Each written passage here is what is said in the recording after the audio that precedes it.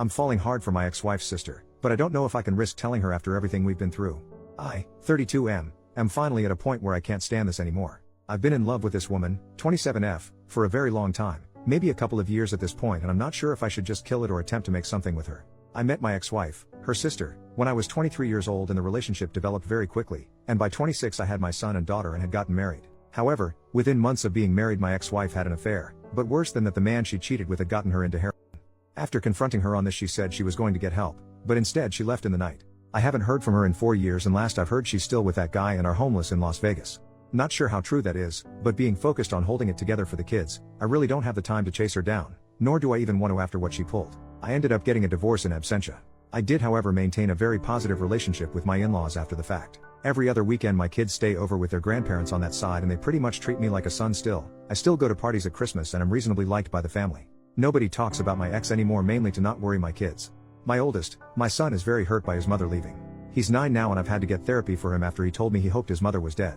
She had been getting verbally abusive towards the end, which was when he was around 5 or 6. Anyhow, in the year following my ex leaving, her sister and her boyfriend had started coming around a lot to see the kids. They knew I worked a lot and would babysit and call it practice, as they wanted to have children of their own. My kids loved them and were spoiled by them, which I didn't mind because we all needed a little positivity. They got married and were very in love. However, her husband was unalived in a workplace accident shortly after the birth of their daughter. It has been extremely rough and painful for everyone involved, as one can imagine. I followed my sister-in-law's example and began to take her daughter to give her time to herself if things got too hard to deal with or she needed alone time. She's been in grief counseling for a few years, but she still wears her ring and has told me she can't ever imagine dating again. I talk to her about him frequently and she's gotten to a better place, but she's still very much in love with him. I can't imagine that sort of pain. Over the last 2 years we've been a more constant figure in each other's lives. My kids love their aunt and I have her over for dinner a couple times a week. My daughter and her daughter have become close and love being around each other, so they have sleepovers. I've moved on from my ex by this point, but the idea of dating possibly someone dangerous as their mother has kept me out of the dating scene. I don't know when it happened, but slowly I began to get soft on my sister-in-law. She's a great mom for what she's had happen to her. She's one of the sweetest people I know and her sense of humor always leaves me laughing and happy. Then I started realizing that I'm physically attracted to her. I've always felt kind of guilty about it because her late husband was a good friend, and since she's obviously is still grieving, so I've kept it to myself. Since COVID started we've been together a bit more because social distancing has had us lose contact with most other people. Nothing romantic has ever been discussed and I try not to flirt, but last week it was very late and after the kids went to bed I made us a few drinks. Not enough to get drunk, but she decided she'd rather spend the night, so I took my couch. I woke up to breakfast this morning and the 4 of us felt like the sort of family I've always wanted. She even kissed my forehead, which is not something she normally does. I still didn't say anything, but after she left I found my son quietly playing with his toys in his room. He looked upset, so I asked him if he was alright. He tells me point blank in the way only a kid can that he wishes sister-in-law was his mother. I sat down with him and asked him why he thought that way, and he gave a whole bunch of reasons for being nice to him. That she never yells about anything. He likes seeing her at his grandparents and she draws pictures with him, which I didn't know they did. By the end of it my heart that is already melting for this woman even more wound up. When visiting, dropping them off with their grandparents, I tried to breach the subject with her folks to kind of feel around how people would see. I made a joke about she and I acting like a married couple sometimes, and they didn't laugh and were kind of standoffish. Friendly, but either they know something or they disapprove. It's getting too hard for me to ignore or pretend it's not getting to me. I'm in love with her. Either I've got to kill it and find some way not to think of her, or I have to find some sort of way to navigate through this situation and tell her everything. If anybody out there has any insight on how to approach a widow, especially one who is married to a friend, with this sort of intention, I could really use your help. First update, 2 days later. Oh my god, this really blew up. Firstly, I'd like to thank everyone who gave me advice on how to proceed and ideas and things I could maybe say to my former sister-in-law. What I ended up doing. Shortly after making the first post, I remembered that my children were spending Sunday night over at their grandparents' house, and typically when they do this, my niece, sister-in-law's daughter, will join them. I allow these bi-weekly visits because I think it's important for them to maintain a healthy relationship with their mother's parents. And sister-in-law lets her daughter go because she enjoys playing with my daughter. Well, I realized we'd both have a free night. Normally I'd just game or hit the gym an extra night, but I figured it would be the perfect opportunity to talk to sister-in-law without the kids being around. So I sent her a text saying, "Hey, kids are out this Sunday, was thinking you might want to get dinner." It was a fairly upscale place that reopened 2 months or so ago for outdoor dining. I never ask her out to dinner and we're almost never alone together, or without a child in the other room. She says she'd love to, and so my panic starts setting in because now I've got to actually act on my feelings. I ask her if she'd prefer meeting at my place and taking one car or meeting at the restaurant. She says she'll come by my place first. I'm a bit more cleaned up than normal, dressed up but not overly dressed. She shows up and my god, she's in a very nice evening dress, makeup, not something she normally wears, really looking stunning.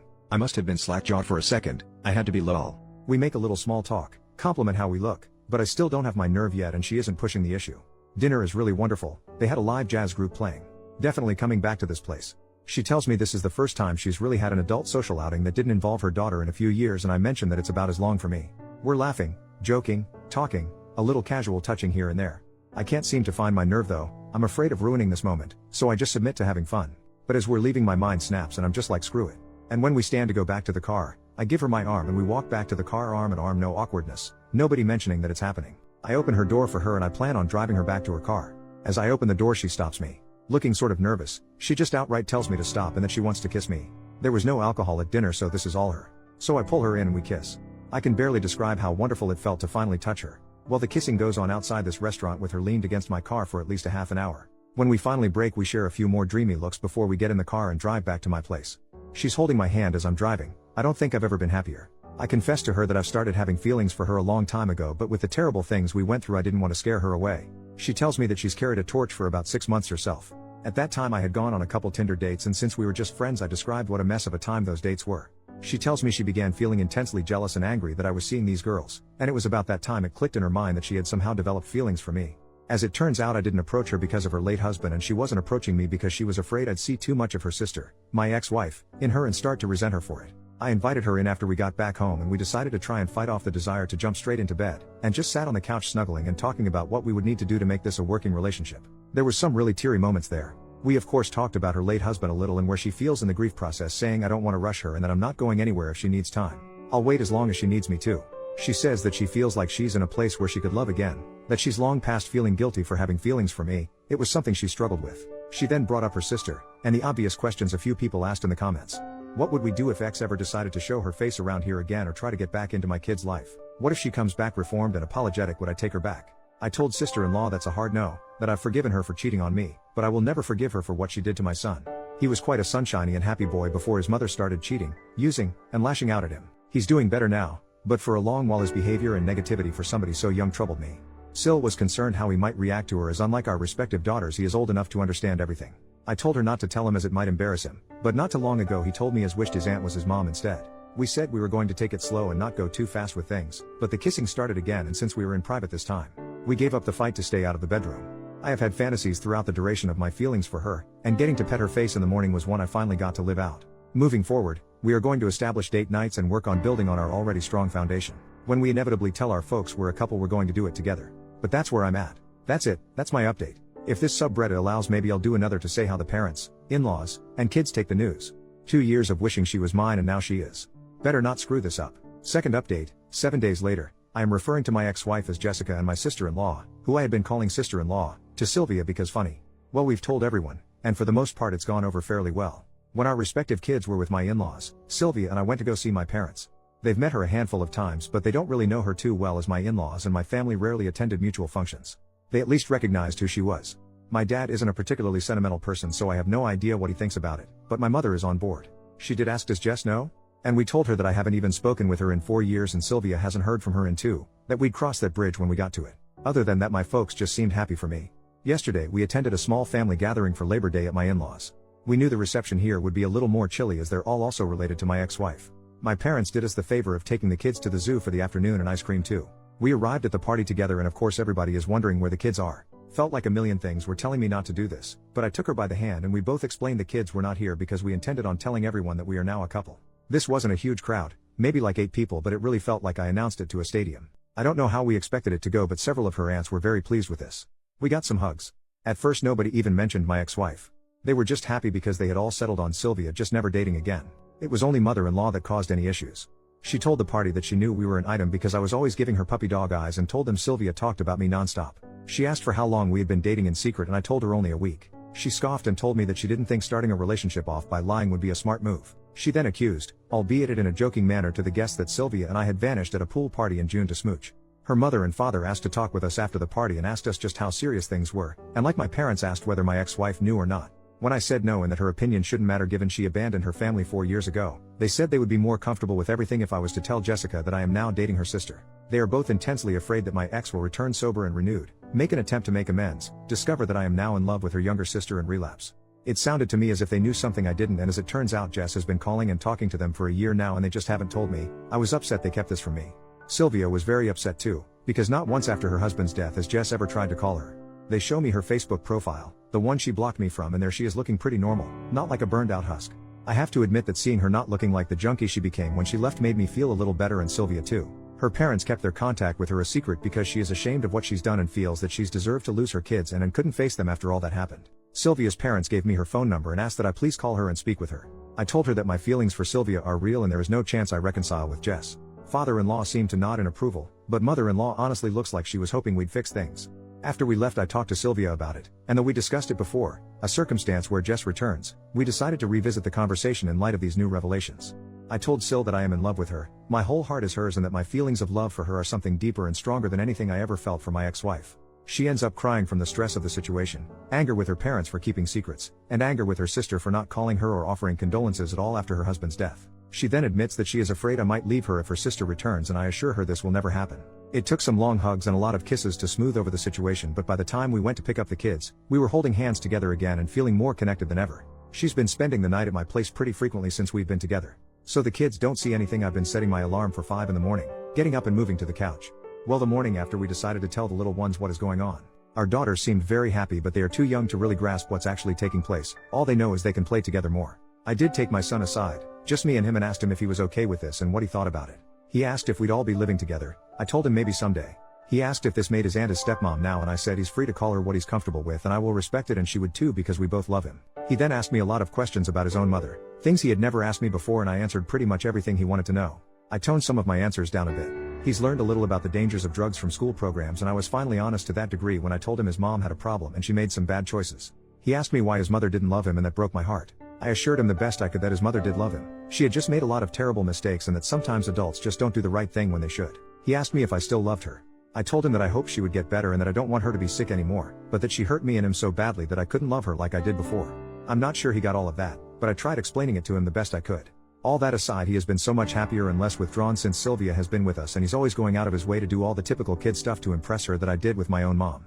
At the end of the day, I still have that phone call with the ex to dread. But, having Sylvia with me, being able to kiss her and hold her at night, it really puts some joy back into me that's been gone for a very long time. I don't think I even knew how unhappy I'd been all these years until I realized how happy she made me feel. We've been doing all the happy young lover stuff. She's been leaving me love letters in my work lunchbox, even little poems, and I had flowers sent to her place of work. She mentioned she had told me that a few of the ladies at work had been trying to get her to ask me out for several months, so I figured the flowers would both make her happy and be a firm thank you to the office girls, lol. Thank you for everyone who commented or sent me messages on the first and second posts. They really made my day and helped me keep my cool to confess to her. Feel free to ask me anything, but I think this just about does it for my updates. Third update, 7 weeks later. What you're about to read is a comment I wrote like last week, and I've just copied and pasted it as it's pretty much good enough to be a post. It details for the phone call with my ex-wife went and a little more info. I did talk to her back in September. I keep going to write an update for this, but life got pretty hectic. I did write like a 10-paragraph update like a month ago, but my laptop crashed and I lost it and got discouraged.